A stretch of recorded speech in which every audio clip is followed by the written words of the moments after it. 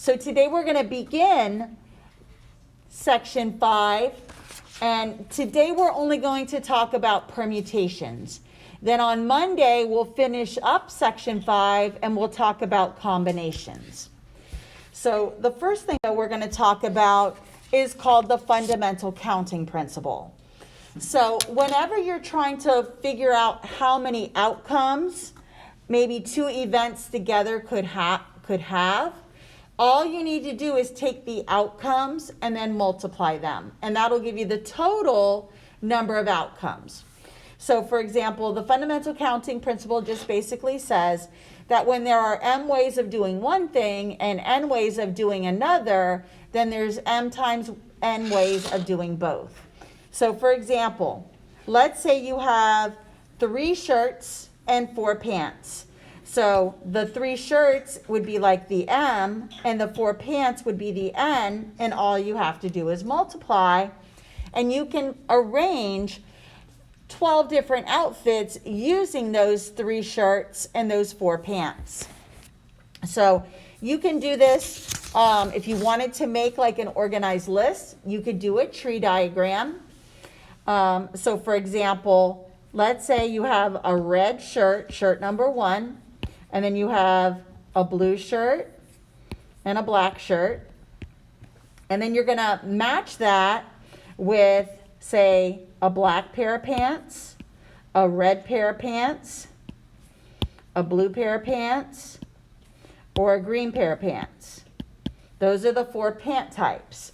And then if you wanted to list all the outcomes, you would just follow it up. So choice number 1, shirt number 1, you can put that with pant number 1, and that would be 1 outfit. Then you could do the red shirt and the red pants, the red shirt with the blue pants, and then again the red shirt with the green pants. And we've just made 4 different outcomes or outfits using just the red shirt. Then you're going to do the same thing with the blue shirt. And we could put it with the black pants, the red pants, the blue pants, and then finally the green pants. So if you follow it up, these are all the blue shirts. And then you can also match it with black pants, red pants, blue pants, and green pants. So far we've got 8 outcomes. And then the last one, do the same thing. So this black shirt can go with black pants, black shirt with red pants, blue pants, green pants, and then we'll just go ahead, shirt 2, all the black shirts, and it can go with red pants, blue pants, green pants. So 12 different outcomes. So if they ask you on a test, how many outcomes or how many outfits could you make with given 3 shirts and 4 pants, you don't have to do the tree. If they just ask you to list them, all you do is 3 times 4 and get 12. The next example over here is about ice cream cones and ice cream flavors. You have 6 different flavors of ice cream and 3 different cone types. 6 times 3, and you can make 18 different single scoop ice cream cones using 6 flavors and 3 different cones. We sort of saw this when we flipped a coin and rolled a dice. So in the example of a coin and a dice, remember there are 6 outcomes on the dice and 2 on the coin. And then if you listed them, there were 12. And we did this earlier in the beginning part of the chapter. Now, if it's easier to draw instead of doing a tree, like for example with your pants and shirts, you could also do it this way and say shirt 1, shirt 2, shirt 3, and then put pant 1, pant 2, and make it sort of like what looks like maybe like a spider web. The shirt 1 could go to all 3 pants. I've made 4 connections. 1, 2, 3, 4 this way, that's 8, and then go 4 this way for a total of 12.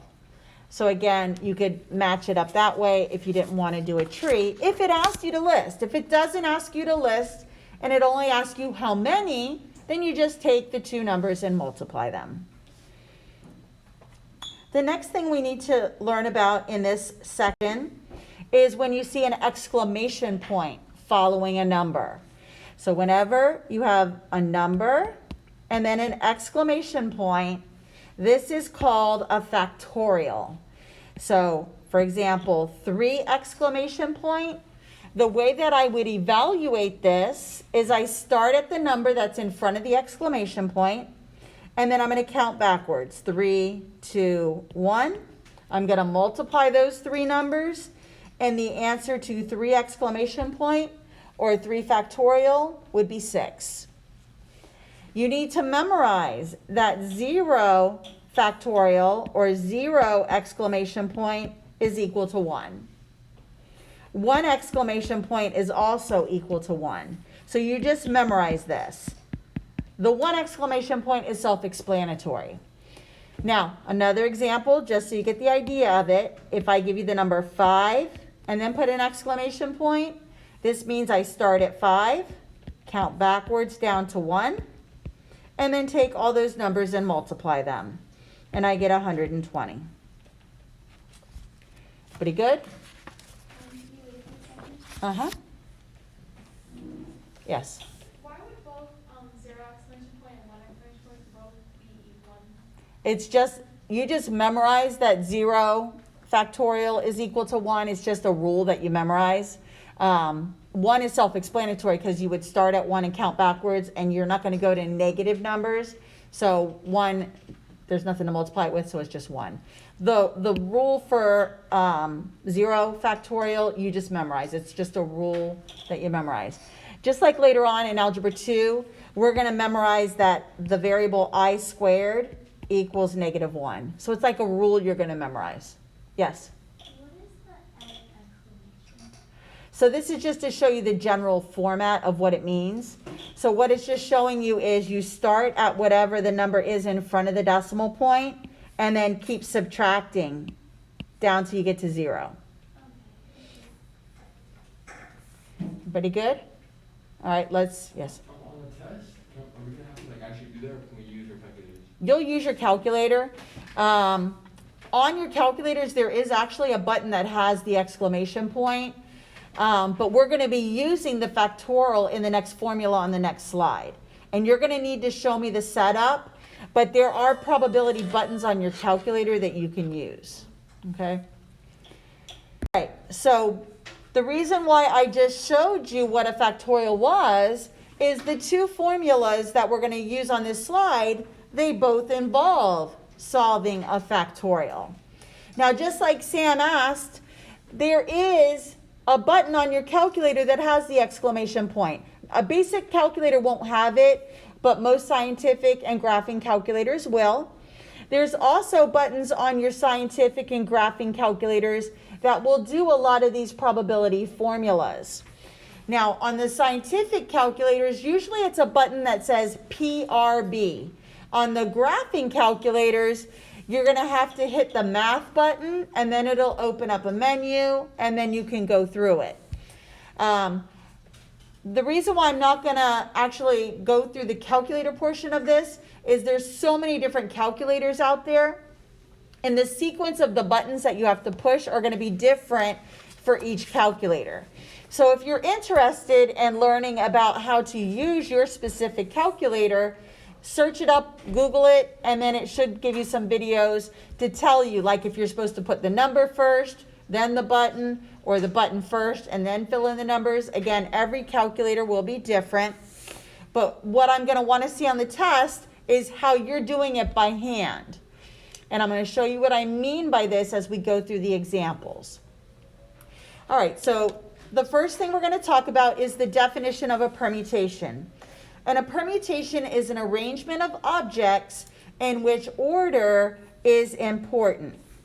So for example, if I have 3 letters, let's say I have the letters A, B, C, and I want to rearrange them 2 at a time. If I were to put A with B and then A with C, Then if I go to start rearranging and say B with A and then B with C, these two are two different arrangements because the order is important.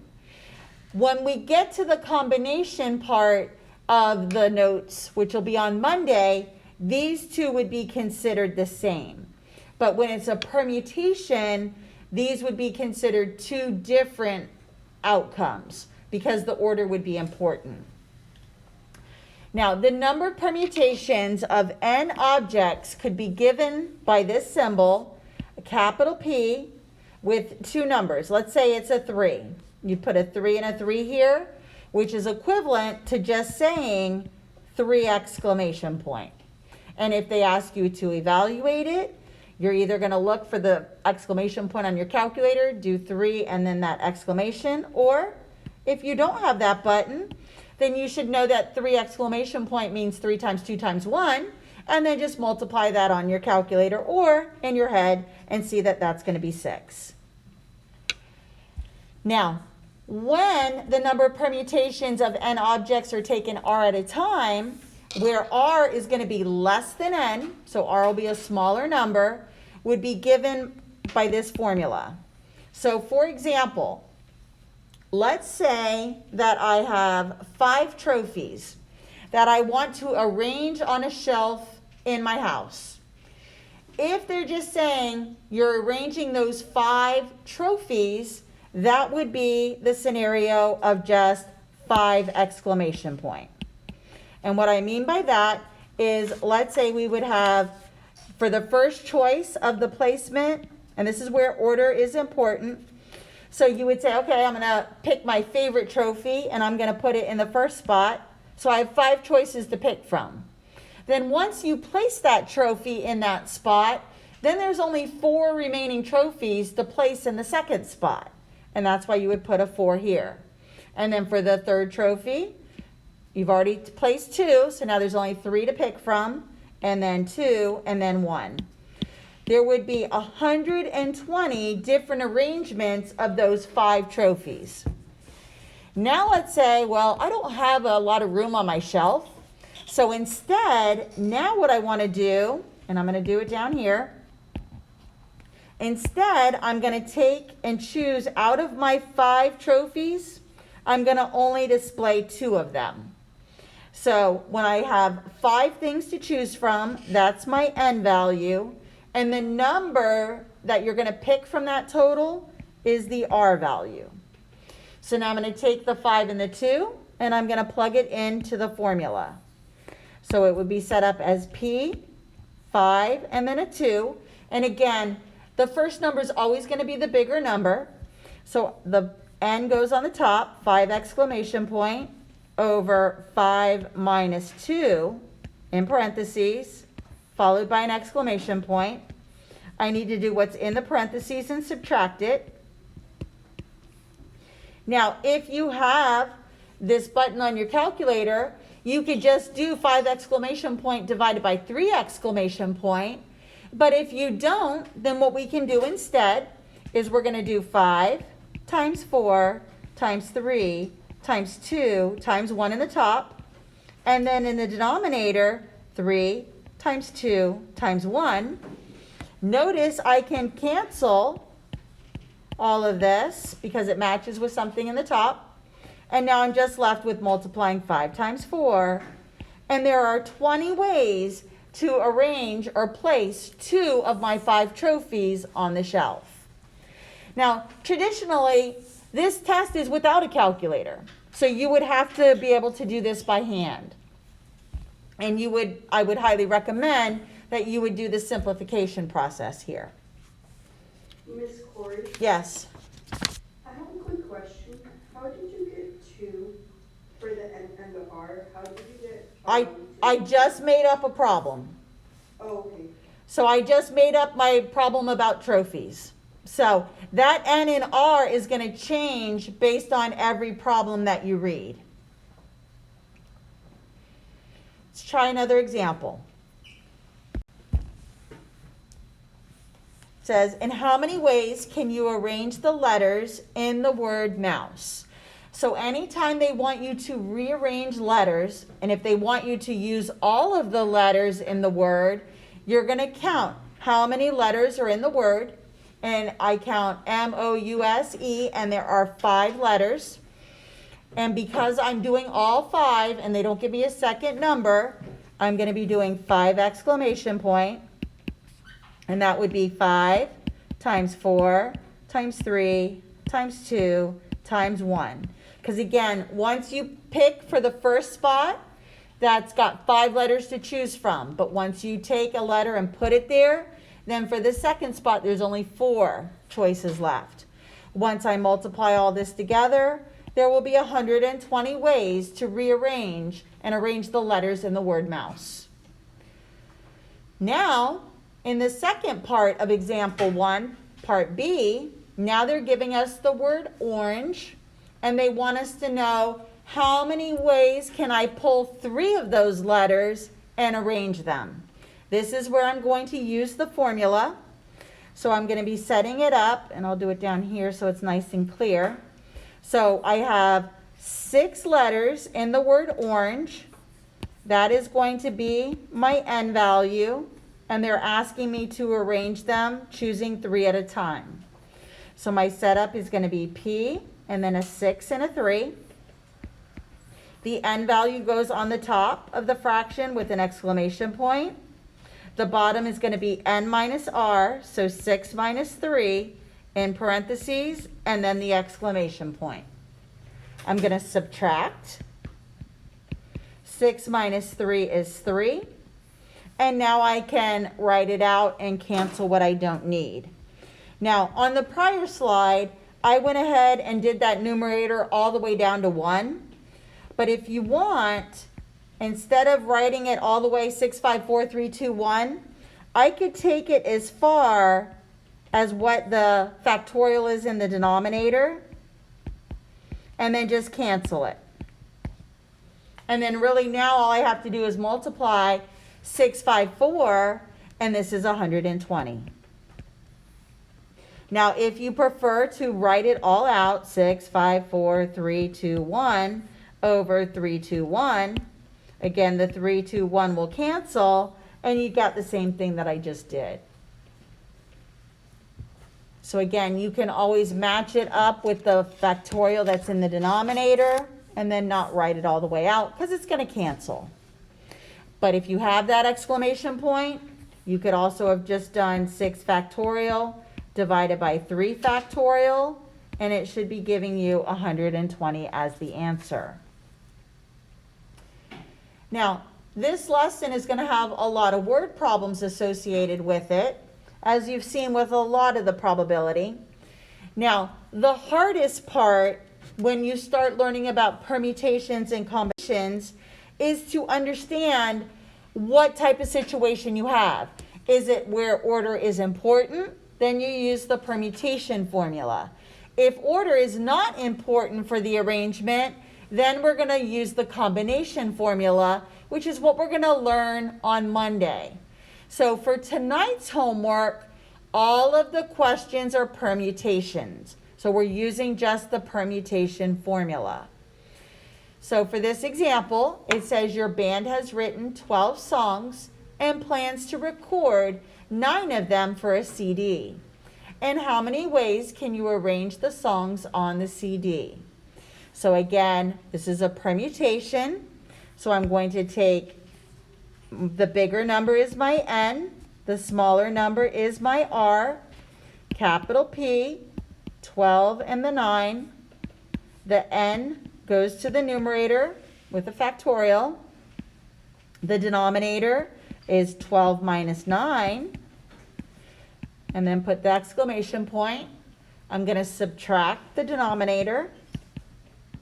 And I get 3. And now I can expand this out.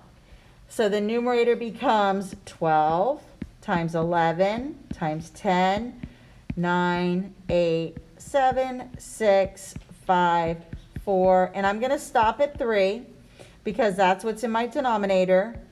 And then I can write it right below it and realize that this will cancel. So then I only need to multiply 12, 11, 10, 9, 8, 7, 6, 5, 4. And my final answer here, I can arrange these 9 songs chosen out of 12, 79,833,600. And this would be ways to arrange the song.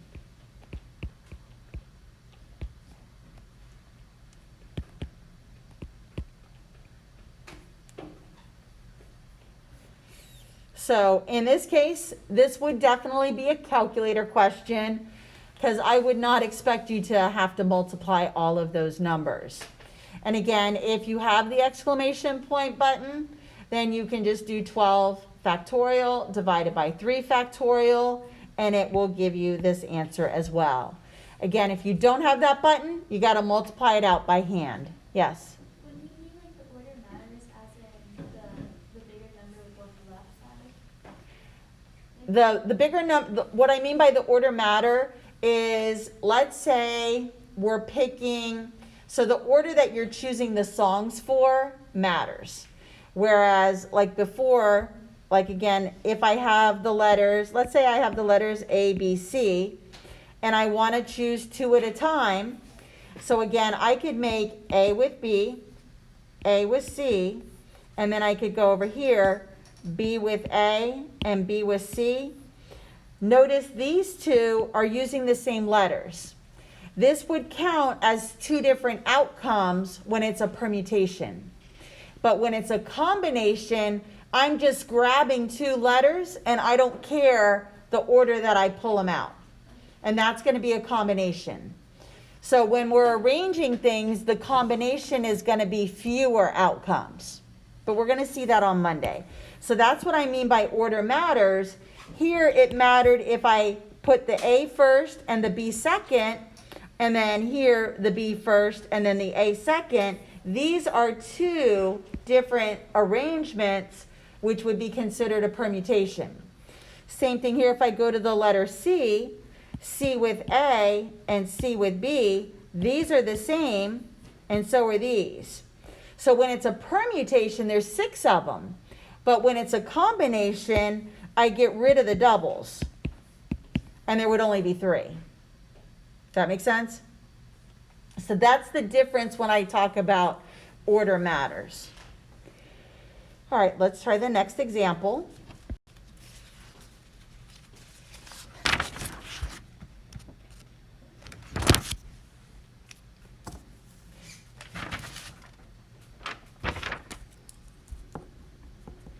All right, next one. Now, we're going to tie in this permutation information into probability. Remember when we do probability, it's always first maybe figured out as a fraction, then you could turn it to a decimal or percent. So remember, probability is always what you're looking for, the favorable outcomes over the total outcomes. So here it says, for a town parade, you will ride on a float with your soccer team. There are 14 floats in the parade, and their order is chosen at random. Find the probability that your float is first and the float with the school chorus is second. So the first thing we need to do is figure out how many total outcomes or arrangements we can make of the 14 floats. And that is going to be represented as 14 factorial, or if you wanted to think of it as the P with the 14. Generally, whenever they're asking you to arrange just one number, it's usually represented with the exclamation point. So this would be the total number of arrangements or outcomes, which is going to be the bottom of my fraction for a probability. The next thing I need to do is find the number of favorable outcomes given that the soccer team is the first one and that the school chorus is the second float. So once I've already taken those out of the picture and I've placed those 2 floats as first and second, that's only going to give me 12 other floats to arrange.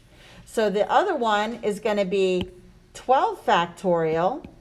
This will be the number of favorable given that I'm first and the school chorus is second. So now what we're going to do is find the probability. So we're finding the probability that the soccer team is the first float and that the school chorus is the second float. So I'm going to take my 12 factorial, put it over the total, and then I can simplify this now. More than likely, it'll ask you to write it as a fraction. So if your calculator does not leave your answer as a fraction, I would do it by hand. So you will do 12 factorial. Now this time, instead of, if you want to write it out, you can. But what I'm going to do for the bottom, I could do 14 times 13 times 12 exclamation point, and then just cancel the 12s. And then this will be left with a 1. And then I'm left with 1 over 182. So the probability out of those 14 floats that the soccer team will be the first float and the chorus will be the second is 1 over 182. Yes? How do you get the 12 exclamation point? By subtracting out the soccer float and the chorus float from the 14. So I've eliminated 2 because I've already placed them. And then I have 12 remaining floats to place. Let's try another example. Now, if canceling this confuses you, you could also have done 12, 11, 10, 9, 8, 7, 6, 5, 4, 3, 2, 1, and do the same thing on the bottom. But then you're still just going to go back and cancel, because I don't recommend you multiplying all this and then dividing. I highly recommend you simplify it and then just cancel all these. And when you're canceling them, a 1 is left behind. And that's how you get the 1 over 14 times 13, which is 182. So again, it's a lot easier if you just look to see what you're looking to cancel and only go that far. Try one more slide and then we're done.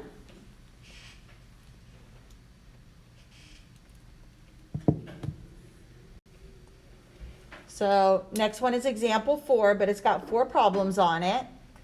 So again, just like we did before with the word mouse and with the word orange, we're going to do it with the word boundary. So it says find the number of ways you can arrange all of the letters. So this is where we just use the exclamation point. So we need to count how many letters are in the word boundary, and it has 8 letters. So all of the letters, we're going to do 8 exclamation point. Once we do that on the calculator, again, if you don't have that button, then you have to do 8 times 7 times 6 times 5 times 4 times 3 times 2 times 1. Once we do that, we get 40,320. For the second part of this question, we're still using the word boundary, but now we're only going to choose 3 of the letters. So this is where we use the permutation formula. So here, we're going to do P, 8 letters, choosing 3 at a time.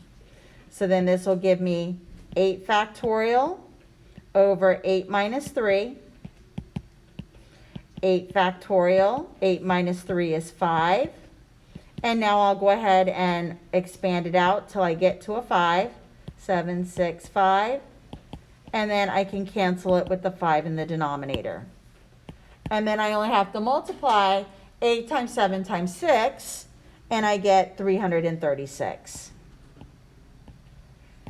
Again, if you have the button on your calculator, at this point, you can just do 8 factorial divided by 5 factorial, and it'll still also give you that answer.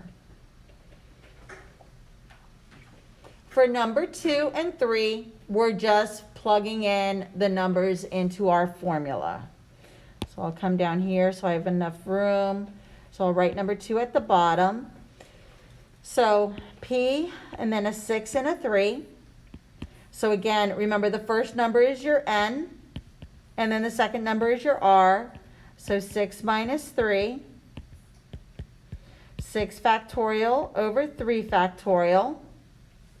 And then this becomes 6 times 5 times 4 times 3 over, and I could just go it to as far as the 3. The 3's cancel. And then 6 times 5 times 4, and the answer here is 120. Again, if you've got the button, just divide the two. Number 3, same thing, we're just going to plug it into the formula. So P, 14 and a 9, 14 exclamation point on the top, 14 minus 9 in the denominator. And now I can expand it out. 14, 13, 12, 11, 10, 9, 8, 7, 6. I'm going to stop at 5 so I can cancel it. And now I just multiply what's left. 14, 13, 12, 11, 10, 9, 8, 7, 6, which gives me a lot of outcomes. It's going to give me 726,485,760. Let me fix that. 726,485,760. Lots of outcomes. Again, if you've got the exclamation point on your calculator, you could just do 14 factorial divided by 5, and it'll give you that exact number. One more connection to probability question, and that'll be it. That's as far as we'll go today. And then on Monday, we'll finish up the other half of these notes, which are going to be on combinations. So let's go ahead and take a look at number 4. It says there are 8 students auditioning for the main role in a school play. The order of student auditions is chosen at random. Find the probability that you are chosen first to audition and your friend Petra is chosen second. So again, we need to find the total different outcomes or arrangements of the 8 students. Because probability, the denominator is the total over the favorable outcomes.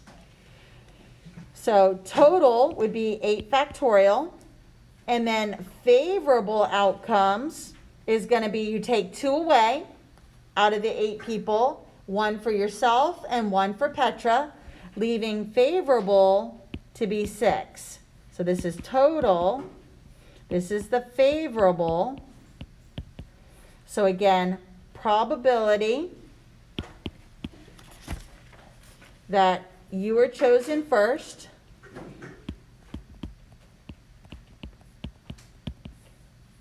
and Petra is second to audition is going to be 6 factorial over 8 factorial. Again, I can simplify this.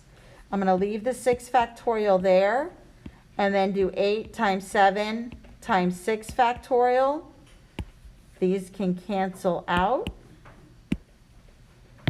And I'm left with a 1. And I'm left with 1 over 56. So the probability that I will get to audition first and my friend Petra will audition second is 1 out of 56. So that is it for the permutation part of the homework. Again, the homework questions you have that are due Monday are only permutation questions. So even when you get to the word problems, they're going to be permutations.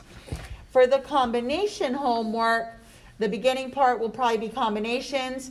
Then towards the end of Monday night's homework, they're going to say, what is it? Is it a permutation or a combination? And again, when order matters of the selection or the arrangement, then it's a permutation. If order doesn't matter, it's a combination. So that's it. Any questions? Anybody need me to go back to anything? Example 1, please. Okay.